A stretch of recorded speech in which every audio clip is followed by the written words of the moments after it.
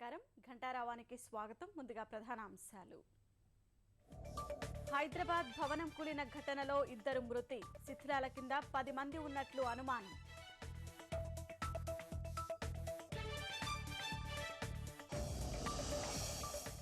హైదరాబాద్ ప్రమాదంతో విజయనగరం జిల్లాలో విషాదం, అయిన వారు ఎలా ఉన్నారోనని బంధువుల ఆందోళన.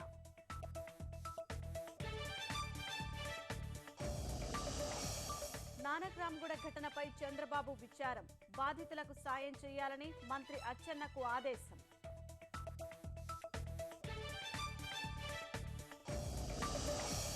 నెమ్మదిగా కదులుతున్న వర్దా తుపాను, రేపటి నుంచి కోస్తాలో ప్రభావం కనిపించే అవకాశం.